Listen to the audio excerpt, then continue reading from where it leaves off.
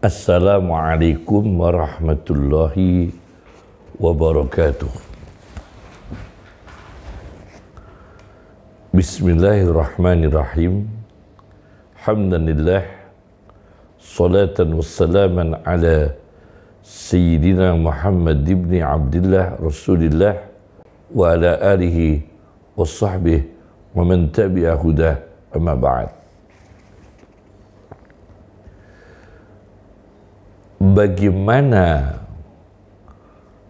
manusia bisa menghafal Quran dengan diberi kemudahan dan diberi keberkahan? Ada satu kitab berjudul Auladuna Kaifa Yahfaduna Al-Quran. Anak-anak kita, bagaimana mereka menghafal Al-Quran. Pertama, di dalam kitab tersebut di halaman 103 bahwa menghafal Al-Quran pertama ikhtiyarus syaikh al-mutkin, memilih guru yang mutkin itu mengukuhkan bacanya, mahir membaca Quran, mahir hafalannya, sempurna hafalannya. Digambarkan di sini al-mutkinin al-mujawwidin, kuat hafalannya dengan baik, bertajwid, ahlat tuqa wassalah, guru-guru yang bertakwa dan guru-guru yang salih, waddin, ahli agama, karena akan mempengaruhi pada murid-muridnya dalam hafalan Al-Quran dan ibadah dengan Al-Quran dan pengamalan Al-Quran. Sebagai ilustrasi kasus, di halaman 103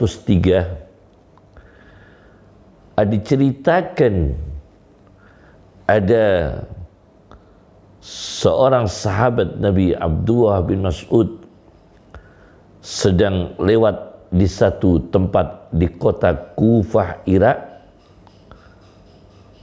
mendengar ada seorang penyanyi yang bernama Rodan, pakai huruf Rodan, sedang bernyanyi, menabuh alat musiknya, instrumen musiknya, dikelilingi dengan orang-orang fasik, dengan minuman keras, suaranya bagus. Abdullah bin Mas'ud lewat dan menyayangkan suara yang bagus ini alangkah dipakai bukan untuk maksiat, tetapi dipakai untuk membaca Al-Quran. Mendengar kritikan Abdullah bin Mas'ud ini, pemuda ini mendapatkan hidayah dari Allah.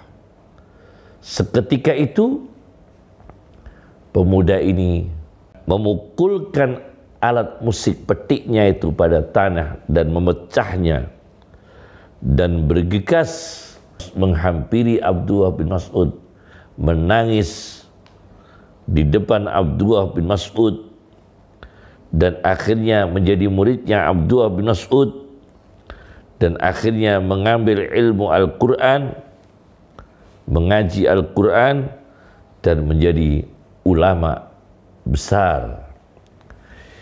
Ini kasus juga dikutip oleh Syekh Abdul Qadir Al-Jilani dalam kitabnya Ghunyatul Talibin di jilid 2 terbitan Istanbul, Turki, halaman 141, tetapi namanya bukan Rodan tapi Zadan. Zadan yang akhirnya menjadi ulama besar, menjadi muridnya Abdullah bin Mas'ud. Bahkan Zadan di sini disebutkan dalam Gunyatul Talibin Syekh Abdul Qadir Al-Jilani, Zadan ini akhirnya juga menjadi muridnya Salman Al-Farisi radhiyallahu anhu. Yang kedua, ikhtiyarul mushaf,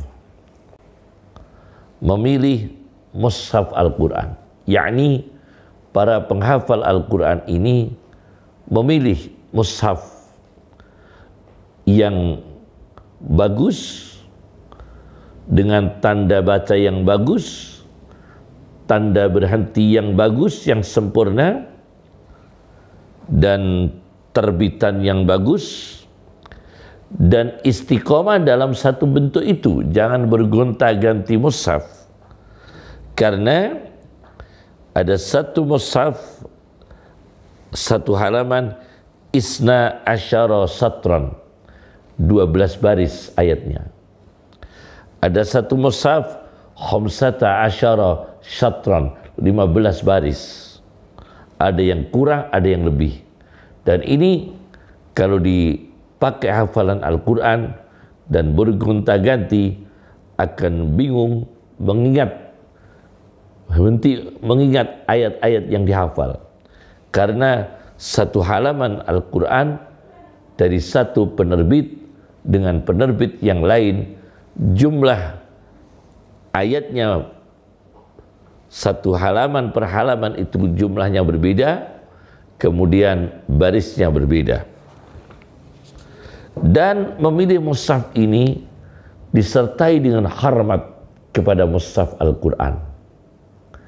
Jangan sampai ada su'ul adab, yaitu adab yang tidak baik terhadap Al-Quran. Kitab Kaifa Auladuna Kaifa Yahfaduna Al-Quran ini juga mengutip dari Adabud Dunya Waddin karya Al-Mawardi. Bagaimana di sini dijelaskan di dalam kitab Auladuna Kaifa Yahfaduna Al-Quran halaman 118 dan Adabud Dunya Waddin terbitan Darul Minhaj halaman 513, ada seorang penguasa bernama Walid bin Yazid bin Abdul Malik mencari optimisme dari Al-Quran, tafa'ul. Maka yang keluar ayatnya adalah surat Ibrahim ayat 15, yaitu ada ayat wastaftahu wa khaba kullu jabbarin anid. Dan orang-orang yang takut berdiri di depan Allah dan takut dengan ancaman Allah memohon kemenangan kepada Allah, dan gagallah kullu jabbar wa khaba kullu jabbar, kullu jabbarin, setiap orang yang sombong, anid, yang mengingkari kebenaran. Karena ayat ini yang keluar, maka Walid bin Yazid ini seorang penguasa yang otoriter, maka dia tersinggung dengan ayat ini. Karena ayat ini mengatakan gagallah orang-orang yang lalim, yang sombong, yang diktator, yang otoriter, yang mengingkari kebenaran. Jabbar itu orang yang sombong, pemaksa, otoriter. Adid yang mengingkari kebenaran. Maka Walid bin Yazid bin Abdul Malik ini merobek-robek mushaf. Apa akibatnya dari perilaku itu, ketidaksopanan itu terhadap Al-Quran? Terhadap Al-Quran, tidak lama kemudian Walid bin Yazid bin Abdul Malik ini terbunuh, dan kepalanya ini disalib di atas istananya sendiri dan di atas pagar keliling tembok kotanya sendiri. Yang ketiga, menghafal Al-Quran supaya diberi kemudahan dan berkah, memilih sahabat. Ikhtiyarus Shadiq dalam kitab Auladuna Kaifa Yahfaduna Al-Quran halaman 125. Bagaimana memilih ini? Karena kalau sama-sama bertemu dengan penghafal, saling mendarus, saling mengingatkan, mana yang dia dilupakan dari ayat-ayat Al-Quran, diingatkan oleh sahabatnya yang sama-sama disibukkan menghafal Al-Quran. Maka idealnya penghafal Al-Quran ini akrabnya dengan penghafal Al-Quran, itu lebih mudah. Al-Quran bicara wa ta'awanu 'alal birri wa taqwa, dan saling tolong menolong atas kebaikan dan ketakwaan, termasuk antara penghafal sama penghafal Al-Quran saling memberi motivasi, saling mengingatkan, saling memperbaiki bacaan-bacaan satu sama lainnya. Ini digambarkan di dalam Auladuna Kaifa Yahfaduna Al-Quran halaman 125, juga mengutip dari Sahihul Bukhari hadis nomor 4997,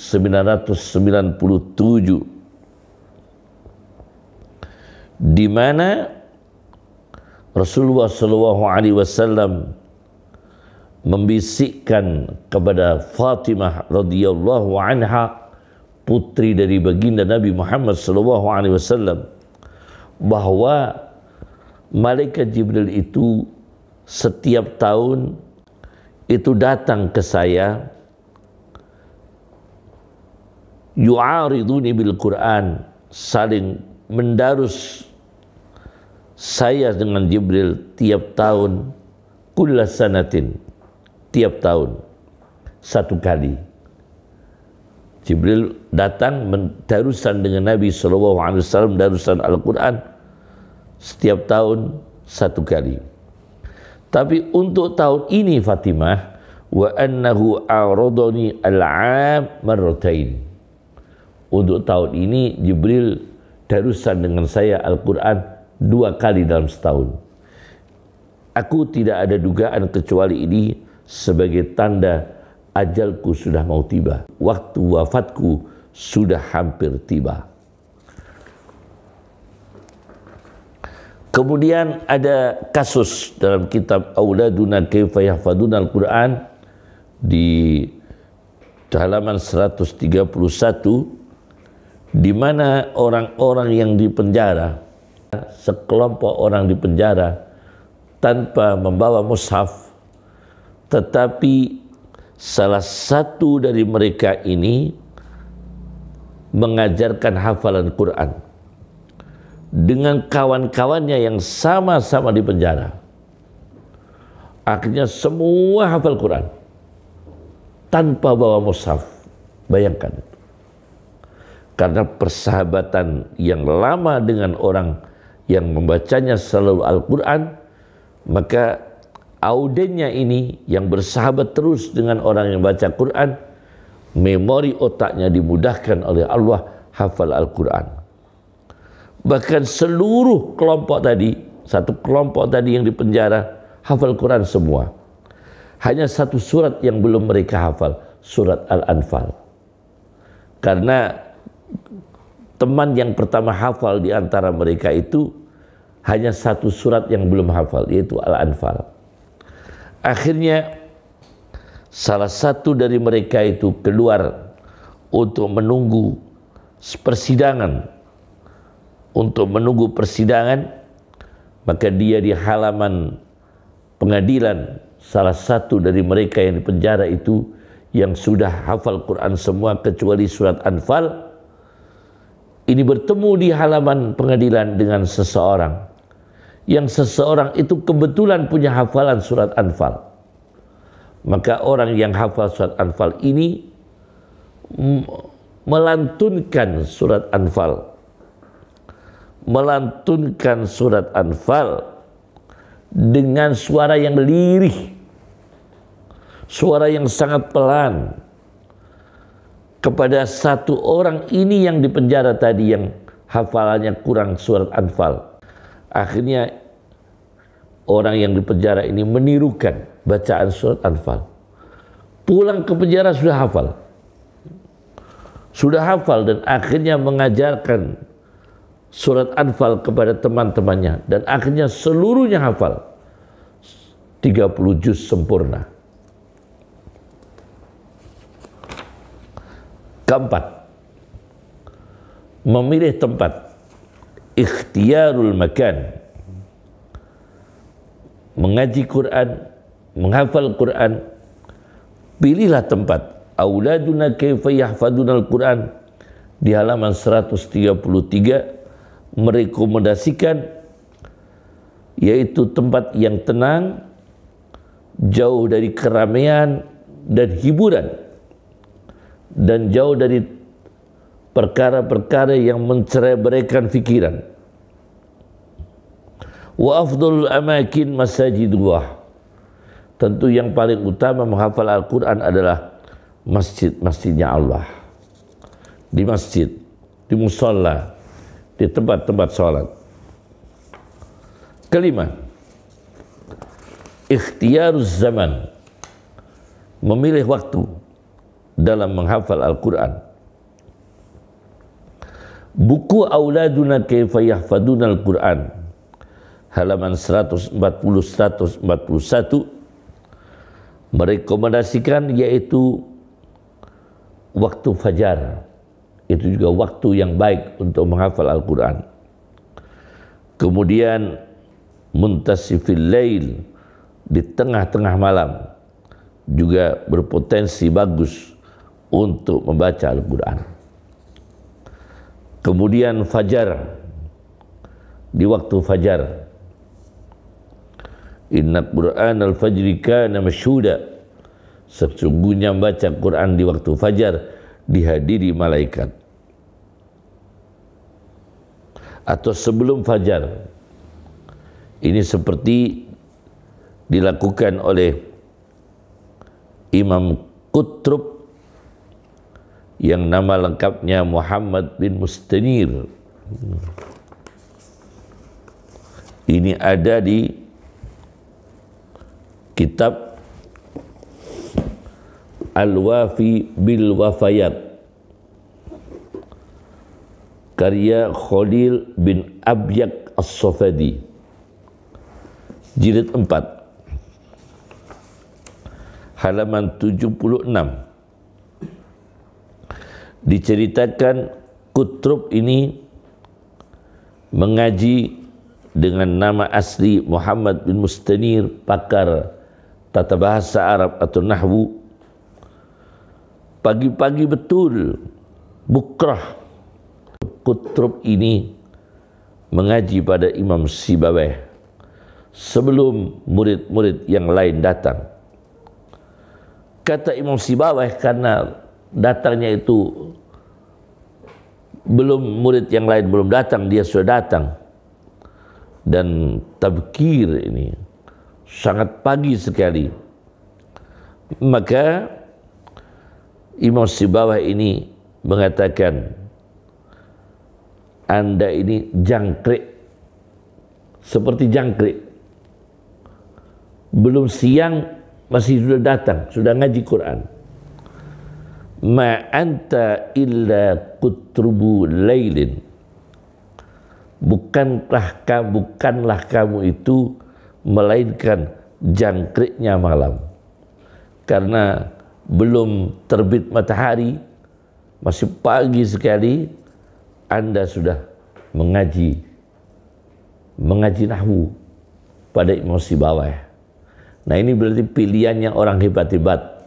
Oleh karena itu, membaca Al-Quran, menghafal Al-Quran, yaitu di waktu yang sangat pagi. Sebelum subuh, terutama waktu fajar, kemudian sesudah subuh, kemudian tengah malam. Kemudian ada lagi di dalam kitab yang sama, Auladuna Kaifa Yahfaduna Al-Quran, mengutip dari Khatib Al-Baghdadi. Khatib Al-Baghdadi, yaitu di dalam kitabnya Al-Faqih wal Mutafaqih.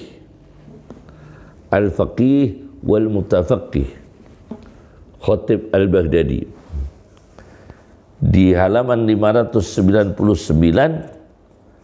beliau mengatakan, fa ajwadul awqat al-ashar, sebaik-baiknya waktu menghafal Al-Quran waktu sahur.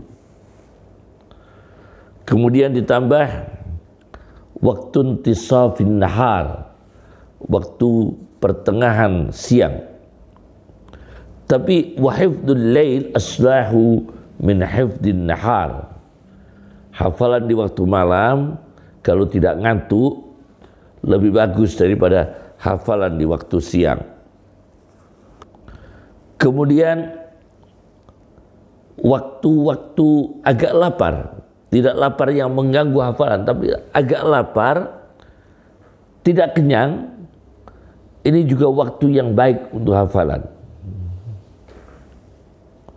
Wa auqatul ju', waktu-waktu lapar yang sedang, laparnya tidak lapar yang berat, ahmadul tahaffud, lebih terpuji untuk melakukan hafalan daripada waktu-waktu kenyang. Kemudian Khatib Al-Baghdadi dalam kitabnya Al-Faqih wal Mutafaqih, setelah memberikan pilihan waktu lapar yang tidak berat, itu lebih efektif hafalannya daripada, lebih terpuji untuk menghafal khususnya Al-Quran daripada dalam keadaan kenyang yang berat. Mengutip hadis Nabi SAW, ma mala'a adamiyun wi'aan syatran min batnin, tidaklah ada yang dipenuhi anak cucu Adam sebuah wadah, tidaklah dipenuhi syarran lebih buruk min batnin daripada perut. Jadi perut itu kalau dipenuhi tidak baik. Sabda Rasulullah SAW, hasbubni adama akalatun yuqimna sulbah, cukuplah bagi anak cucu Adam makanan-makanan yang bisa menegakkan tulang belakangnya. Fa in kana la majalah, maka apabila tidak cukup sekedar itu, harus lebih dari sekedar itu, misalnya dia memilih lebih dari makan sekedar untuk menegakkan tulang belakangnya, fasulusan tu'aman, maka sepertiga makanan, wasulusan syaraban, dan sepertiga minuman, wasulusan linafasih, dan sepertiga untuk bernafas. Yang keenam, ikhtiyarul mahfud. Ikhtiyarul mahfud, yaitu memilih ayat-ayat yang dihafal. Ada temuan di sini di kitab Auladuna Kaifa Yahfaduna Al-Quran di halaman 147-148. Apabila aktif setiap hari itu 5 ayat dan rutin terus setiap hari 5 ayat, 5 ayat, 5 ayat, dihafalkan, diulangi, murojaah, dipelihara, dijaga, maka akan mencapai khatamnya itu kalau 5 ayat rutin fi aman wa nisfil am, akan ditempuh 2,5 tahun. Hafal Qur'annya selesai 2,5 tahun. Dan jangan terlalu banyak, menghafal banyak sekali dapat puluhan halaman, kemudian lelah, kemudian tidak mampu lagi untuk menghafal karena kelelahan akibat terlalu banyaknya yang dihafalkan dari yang pertama tadi terlalu banyak yang dihafal, Al-Quran sampai berapa puluh halaman selesai, akhirnya beberapa kelanjutannya ini dia sudah lelah. Maka auladuna kaifa yahfaduna Al-Quran di halaman 147 mengutip hadis dari Sahih Bukhari juz 7 nomor hadis 6463. 6463 Rasulullah SAW mengatakan wal qasda al qasda tablughu, dan sederhana kalian akan sampai, tidak lebih tidak kurang, sedang-sedang saja, wal qasda al qasda, sedang-sedang saja, tablughu, kalian akan tercapai. Bahkan ada orang yang diberi hafalan yang luar biasa, yang kemudian di kitab Auladuna Kaifa Yahfaduna Al-Quran halaman 157, kitab tersebut Auladuna Kaifa Yahfaduna Al-Quran ini karya Hamdan Hamud Al-Hajiri. Di halaman 157 juga ada di kitab Al-Wafi bil Wafayat, Al-Wafi bil Wafayat karya Khalil bin Aibak As-Sofadi halaman 239 240 menceritakan seorang yang penghafalan Qur'annya luar biasa. Dalam sejarahnya ialah Hisham bin Muhammad bin Kalbi, di mana diceritakan di sini bahwa Hisham ini mempunyai daya hafal yang luar biasa, tapi sayangnya dia belum hafal Quran. Maka pamannya ini menegur, mencela kepada Hisham Al-Kalbi ini, Hisham bin Muhammad Al-Kalbi, orang hafalnya kuat, sayangnya belum hafal Quran. Maka Hisham ini terpengaruh, terpukul dengan kata-kata paman itu. Kemudian Hisham masuk ke satu rumah dan bersumpah, demi Allah, aku tidak keluar dari rumah ini sebelum hafal Al-Quran. Maka Al-Quran dihafalkan, ditempuh fi salasati ayyam, 3 hari selesai. 3 hari selesai. Nah, ini orang yang hafalnya kuat. Tetapi ini juga orang yang punya kekurangan, karena terlalu cepat menghafal. Kita jangan meniru orang yang hafalnya terlalu cepat. Kalau untuk kita, masa kita yang sedang-sedang saja kemampuannya, jangan memaksakan diri untuk meniru kepada mereka yang hafalannya cepat. Kita ingat sabda Nabi tadi, sedang-sedang saja kamu sekalian akan mencapainya.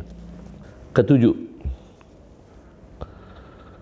memilih apa yang dimakan, apa yang diminum. Ikhtiyarul ma'kul wal mashrub. Dalam kitab Auladuna Kaifa Yahfaduna Al-Quran dikutip dari Syekh Aid Al-Gharni, mengutip dari perkataan umum, perkataan orang-orang, pengalaman orang-orang yang termasuk menguatkan hafalan adalah buah anggur, mengkonsumsi buah anggur. Tapi kemudian yang melemahkan hafalan adalah terlalu banyak mengkonsumsi terong. Akan tetapi Aid Al-Qarni, informasi seperti ini kita jangan meyakini sepenuhnya, kata beliau. Da'uda minaz zabib wal badinjan, tinggalkanlah kita ini dari keyakinan tentang anggur untuk menguatkan hafalan, terong bisa melemahkan hafalan. Ada faktor yang terpenting hafalan itu, kata beliau A'id Al-Qarni, Dr. A'id Al-Qarni, wattaqullah wa yu'allimukumullah. Dan takwalah kalian kepada Allah, dan Allah akan memudahkan ilmu kepada kamu sekalian. Kemudian auladuna kaifa yahfaduna al-Quran, mengutip minuman yang baik untuk daya hafal adalah air zam-zam dengan niat. Secara data dalam kitab Auladuna Kaifa Yahfaduna Al-Quran karya Hamdan Hamud Al-Hajiri, tadi di halaman 160, kemudian 161, 162 sampai 163, Ibnu Hajar Al-Asqalani ketika minum air zam-zam, beliau berniat, ya Allah, dengan minum air zam-zam ini jadikan aku ini ahli hadis seperti Imam Ad-Dahabi yang punya kitab Siyaru A'lamin Nubala, yang punya kitab Tarikh Islam. Ini niatnya Ibnu Hajar Al-Asqalani yang punya kitab Fathul Bari. Kemudian Jalaluddin As-Suyuti ketika minum air zam-zam, beliau berniat, ya Allah, jadikan kami ini ahli fikih seperti Sirajuddin Al-Bulqini, dan ahli hadis seperti Ibnu Hajar Al-Asqalani. Dan akhirnya terwujud cita-cita beliau dengan minum air zam-zam dengan niat. Air zam-zam dengan niat, ya, dengan niat permohonan kepada Allah Subhanahu wa ta'ala. Kemudian pengalaman lagi ada diceritakan, mengutip dari kitab Ad-Daw'ul Lami' li Ahlil Qarni Tasi', Ad-Daw'ul Lami' li Ahlil Qarni Tasi', karya Imam Muhammad bin Abdurrahman bin Muhammad As-Sakhawi di juz 9 halaman 225, menceritakan tentang kehebatan Ibnul Jazari, seorang pakar qiraah Quran. Ibnul Jazari ini nama lengkapnya Muhammad bin Muhammad bin Muhammad bin Ali bin Yusuf, dikenal dengan Ibnul Jazari. Di dalam kitab Ad-Daw'ul Lami' li Ahlil Qarni Tasi' karya As-Sakhawi, Muhammad bin Abdurrahman bin Muhammad As-Sakhawi, ayahnya Ibnul Jazari ini, ayahnya yaitu Muhammad bin Muhammad itu 40 tahun tidak punya anak. Pernikahan 40 tahun tidak punya anak. Lalu beliau menunaikan ibadah haji dan minum air zam-zam dan niat supaya diberi anak yang alim berilmu.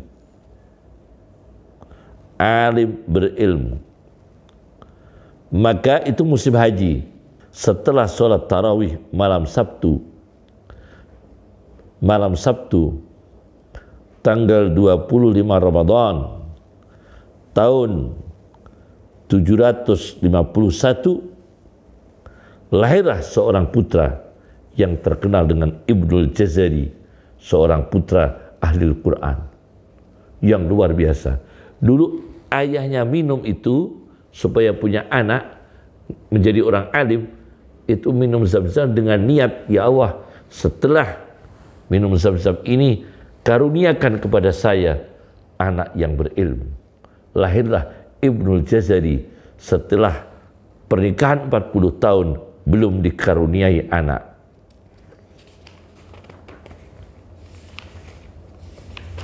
Kemudian Sayyidina Ali di dalam kitab Auladuna Kaifa Yahfaduna Al-Quran halaman 162